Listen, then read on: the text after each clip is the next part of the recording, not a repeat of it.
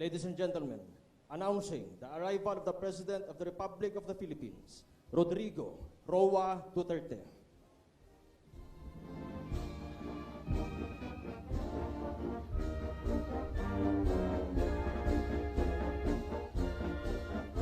Ladies and gentlemen, let's welcome our Commander-in-Chief, President Rodrigo Roa Duterte. Secretary Delvin Lorenzana, Secretary Arthur Tabaquero, General Ricardo Visaya, Lieutenant General Eduardo Anyo, Major General Romeo Gan, Police Chief Superintendent Balfrey Tabian, officials, men and women of the Armed Forces of the Philippines and Philippine National Police, fellow workers in government, my beloved countrymen. The Commander can give the order of Tikas Pahinga.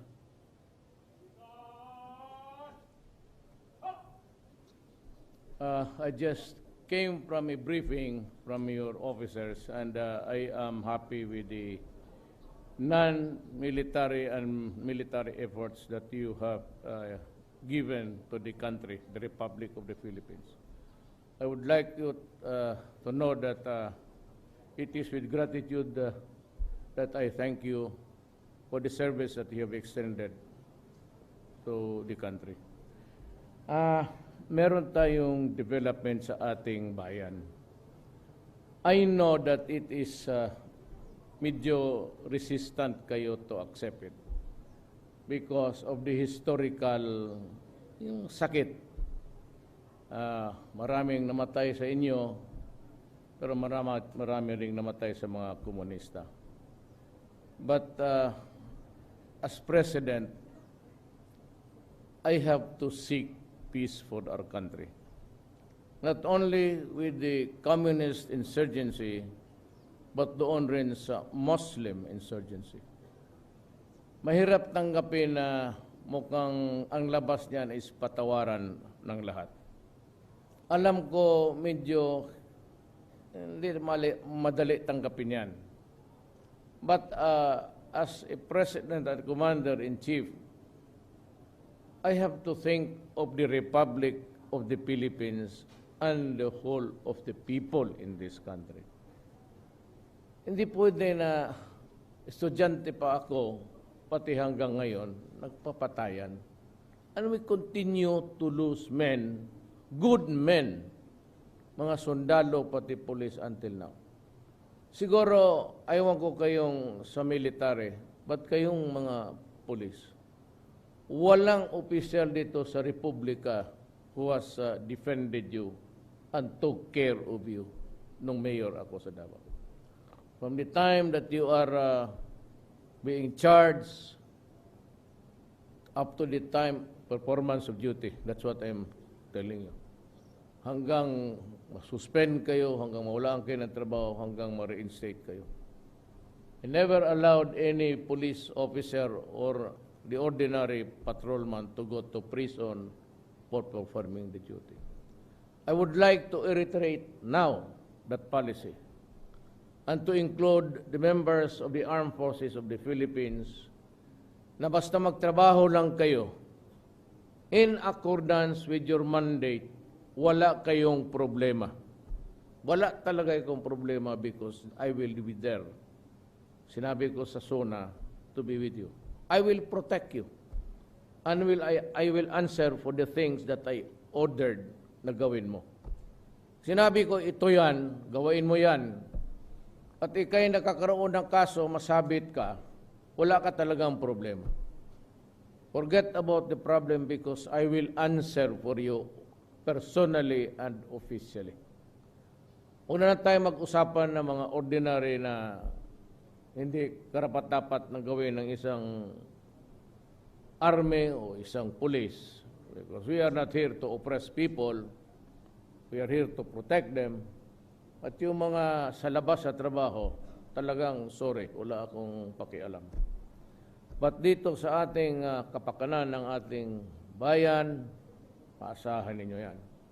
At ako po'y nag-order ng increase of salaries beginning August dahan-dahan na kayong makakuha ng incremental increases ninyo. Hindi ho po mabigyan niya. Hindi ho natin madali lahat yan. Alam ninyo that I went into the presidency, midstream. Ibig sabihin, nandiyan na yung budget which was prepared last year, and there's not really much money to go around. So I have to worry about the entire machinery of the Republic. I was not the one who programmed yung gastusin natin. And yung promise ko, na ako, that was a campaign promise in my quest for the presidency, but hindi kasali yan sa budget. Yung ngayon ng next year, then I can program the money properly. But I have insisted sa budget na it must be implemented now. So, magkakaroon kayo ng incremental increases by the months as they go by.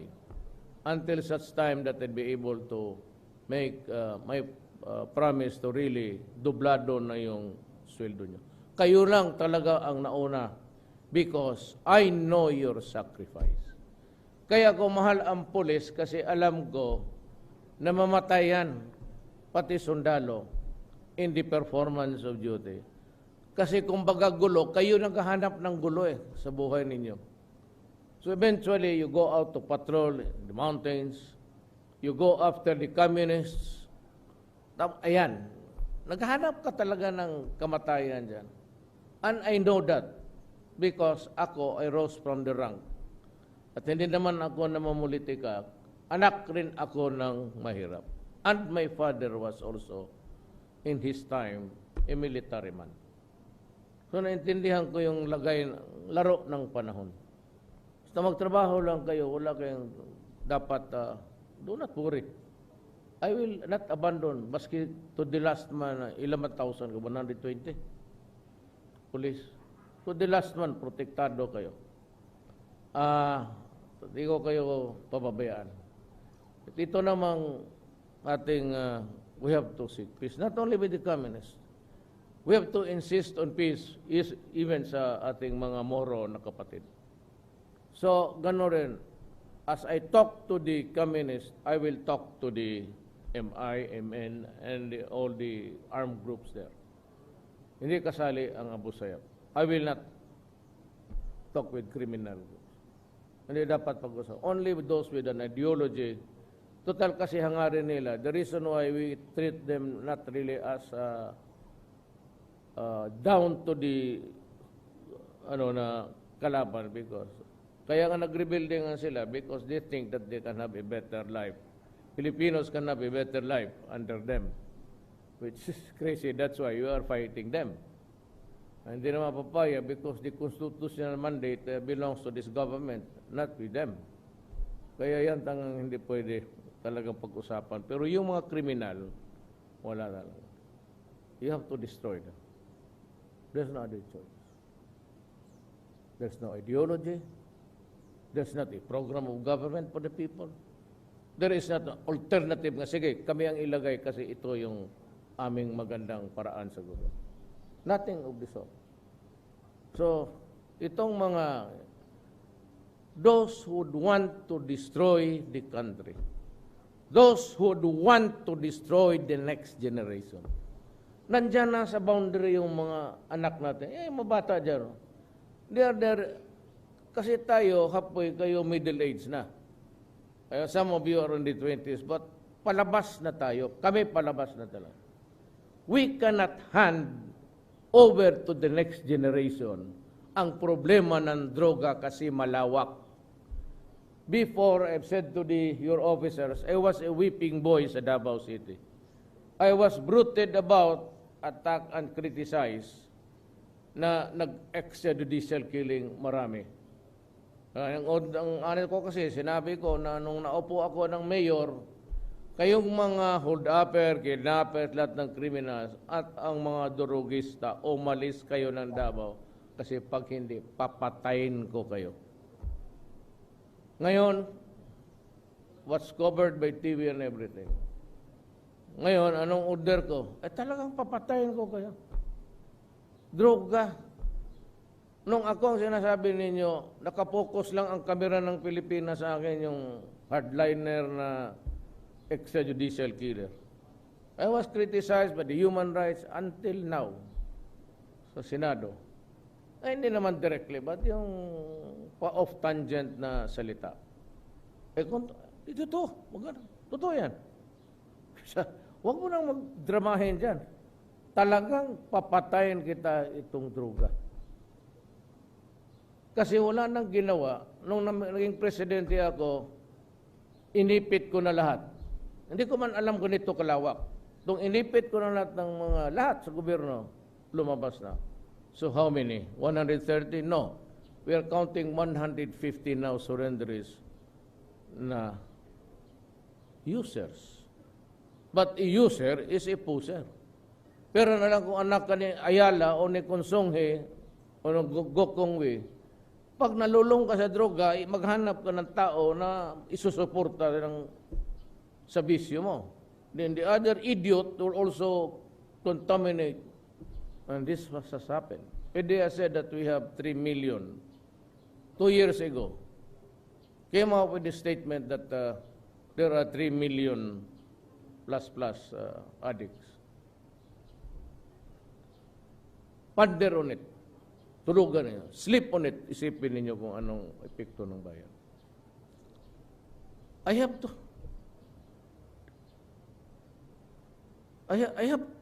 am not just telling the police to take a punitive police action. We have a crisis and we are facing a war. Pati sinilusok, pinakialam. Paano sabihin na, saan ang big fish? Pati ang Mexico sinilusok, pumasok na dito, transshipment tayo. Ang problema is I cannot show the matrix to how. Where's the big fish? Bakit hanap ang manghirap? Anaka, ang big fish dito sa ating papakita ko, blanco yan, hindi natin kilala. But we know that these guys are controlling. Where? From the outside. Tawagan lang sila, digital camera. I-zoom in mo sa bandang Pandakan. O may nakita ka dyan, dyan mo ibagsak. Pumunta ka sa isang kanto, lumabas ka dyan, may kotse, kunin mo yung pera mo. What we have are the workers, yung mga trabahante, mga basurero, tawag natin, dilinggo ng PDEA. At ang mga yung tenyente lang nila. Wala tayo dito sa itong mga ulol na gago. Where's the big fish? Gusto mo? Punta ka ng China. Doon, hanapin ninyo. I wanted to talk to the ambassador. Naunahan lang kasi ako ng media. Nilabas niya lang ako to confront China. Sabi niya lang, muna magsalita. Unahin mo natin yung China Sea. Ganong kalawak. I cannot. God. So, how do I fight the war? Hindi naman tayo pumunta doon makipag-away. We cannot go there to just declare war. Hindi nga tayo pwede dyan because it is not hindi naman sabi takot, but it is not the correct move. We do not go into a violence fight as a war now. Because it's not correct. We have to maintain the integrity of this republic. Kung magpasok sila, ibang istorya yan. For just as a body of water, tinanggap naman ni Ramos yung commission to, di hanayati si Presidente kung Yesterday, Alunan, the former Secretary of Local Governments, came to the office to report because he was recruited by the President. Alam mo, Secretary Alunan, as I have said to everybody, the President Ramos is comfortable with Alunan. So sabi ko, sige sir, salamat sa offer. And hayaan mo muna natin sila. Let Ramos navigate the course. Then maybe when the final talks are there, tapos kaharap na kami, then that would be time na para magpaprangkahan na tayo. This is our position. This is what we have. We will not go out of it, so we talk. So what is your position? Gano'n na po. At this time, it is not yet right to just come up with the, insist. Magulo yan eh. So we take the advice of the elders. President Arroyo said, caution. President Estrada said, restrain. Si President Aquino, gano'n naman. But he won for us the case. So kaya ako nagsabi, maraming salamat po for giving us the ACE card.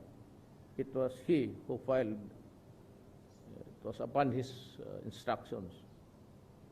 So ako, ano lang rin, because during my watch, medyo dandahan lang ako dyan. I cannot be precipitate. Sige, dahil mo sa init ng ulo, patay na. Your life is not something that I can just throw away. Pero ang message ko is just work. And the United States gave us $33 million. Yung nag-usap kami ni Kerry, I have 32. Andyan si Secretary, sabi niya na in front of everybody, pati si Esperon, si Delphin Lorenzana. I'm here, but I'll give you $32 million. Now, it's available for your police. So gamitin ko yan exactly para sa'yo. Hindi doon na para inyo mawala. Yan 33 million for security sa drugs and threats of terrorism. May pinakita si Secretary of Defense, doon nagpunta ako sa Lahore, the ideal equipments. You will have it. Walang problema. You will have it. Bibilihin ko para sa inyo.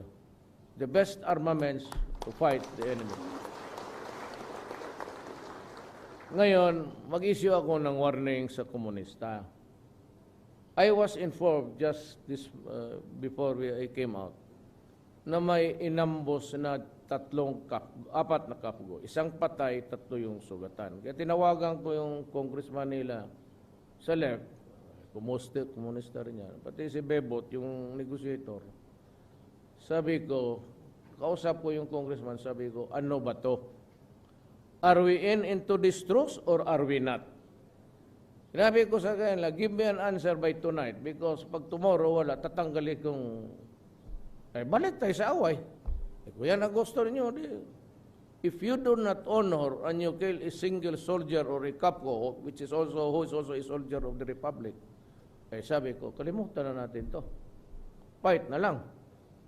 Sabi ko, I am demanding an explanation from the Communist Party of the Philippines. And just like us, kung nakasala kami dito, we punish our men and women sa serbisyo. Expect the same, and I demand an answer na kung sino yung nakasala, they must be also put under disciplinary action. Otherwise, wala tayong pinag-usapan. That is my deal with them. So, wag kayo do not feel aggrieved na I will not allow ganong infractions. We demand an action. Pero as kayong nagkasala, lalo na investigasyon. So with the others. I will be talking to the MIMN shortly. May na tayo. But in the meantime, yung focus ninyo, wala pa naman tayong I have yet to order anyhow. Huwag mo na yung i-focus yung komunista. But you're not supposed to go to the barracks and just idly there. There are many tasks, mandates, criminality, itong mining. The rich people are abusing the generosity of the Filipino. Mga multinationals, pati yung mga oligarchs, they go there and destroy the land. Kaya gagamitin ko kayo to just put a stop. Hindi naman gera, wala naman itong... But are just Filipinos na mataas who can get contracts. Kung ano mga kontrata hingiinon sa gobyerno, ibibigay because of corruption o because of... tayo-tayo kasi ngayon. That will not happen during my watch. It would be a clean government. Kaya kung wala na akong drama, pag sinabi ni Defense Secretary Rod Kailangan, he's my friend, way back. He brought in the 2nd Ranger Battalion to my city. We are friends for so long a time. Kaya naghanap ako ng defense, sabi ko, na lang. Siya lang rin nakilala ko . Yung magagandang lalaki dito rin sa hindi ko naman kayo, sorry na lang. Pero kayong kaibigan tayo, so sabi niya, kaya sabi ko, bilhin mo na. Wala lang, arte-arte niya. Maya-maya, idaan mo pa yun sa iyong opisina. Nandiyan na naman yung corruption. Basta kung ano yung magaganda para sa inyo, makukuha ninyo. At I will be there to support you. I'll be your commander-in-chief. Wala kayong problema sa akin. Wala tayong problema. Alam natin ang trabaho natin. Alam ninyo kung ano yung trabaho ninyo at paano gawin. The right way is always the only way for us to do it, including me. So, hindi na ako magtagal. Maghabol ako ng sunset. Malungkot ako masyado kay kwenta yung trabaho ako hanggang gabi alas 3. Sakay ako ng barge. Tapos magtrabaho, tulog. Tapos kisingin ako kasi maglipad na kami. Okay ako dito kung magpaser-paser talaga. Pero kung sa Malacanang lang ako, na maglibing kayo ng presidente sunod na taon, mamatay ako dyan sa burdong. What is the cause of the... Hindi rin ako makalabas. I do not want to create traffic. Long before that you pass the place, naka-block na. So yung buntot ng traffic, pag alis mo, lagawan na, then another confusion. I do not want to impose that to our people. So I am not available for any. Itong ganito kasi helicopter man. Hindi man ako mag-traffic. So huwag kayo mag-practice dyan sa mga kahoy-kahoy. Baka pagdaan ko dyan, ako ang matamaan. Wala na kayong commander-in-chief. Patay. Hindi na magtagal. I said I'd like to catch the next flight available. I want to go home. There's a pressing problem. But I'll be back on Sunday. Then I'll be spending the rest of the 10 days in Davao. But you are all invited. If per chance you be there, kasama mo, pamilya mo, tawagan mo lang si Bong ako. Ako na ang bahala. Wala kayong problema. Basta military, okay yan. Walang problema. Wala ba silang problema doon? So, I will not tarry any longer. I hope that you're all well. At kung yung mga problema, ganito ha. Kung ito atin-atin lang ito. Medyo ko kayo makinig niya. Kung may problema kayo, gaano kabigat? Alam ko gano'n yan eh. Minsan may magsakit, cancer. You just go to your CEO. Sabi mo, pakita ko kay Secretary si Delpin. Then tawagan ako. Pag-usap tayo. May mga mabigat na problema. Yung mabigat lang. And it will come. Karamihan niya magkasakit. Cancer, asawa. Kailangan operasyon. Heart. Huwag na kayong dito na lang diretso sa commanding officer mo. Pati pataas kay madali lang. 3 minutes, dadating na sa akin, 5 minutes. And I will, police, take care of it. Just do your duty, protect the people, make sure that the entire country is intact, and we will be happy. Sabay-sabay tayo. Maraming salamat po.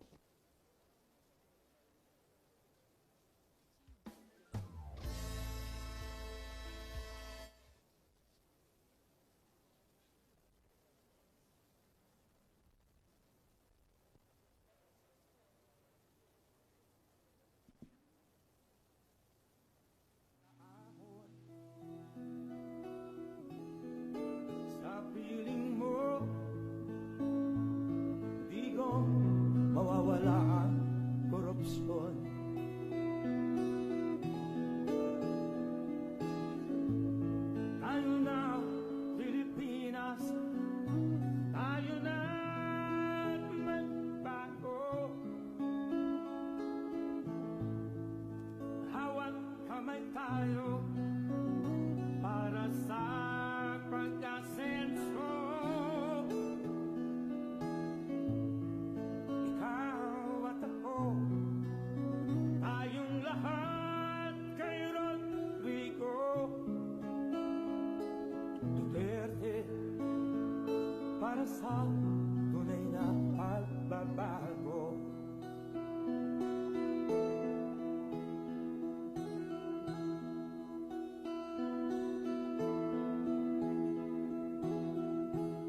Masdan mo ang paligid,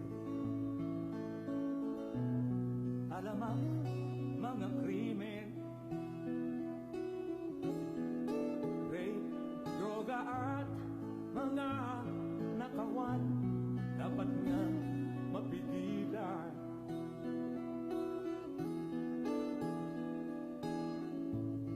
Tayo na Pilipinas, tayo na magbago. Hawak kamay tayo para sa pag-asenso. Ikaw at ako, tayong lahat kay Rodrigo Duterte, para sa tunay na pagbabago. Why am I here? I am here because I love my country and I love the people of the Philippines. Ikaw at ako.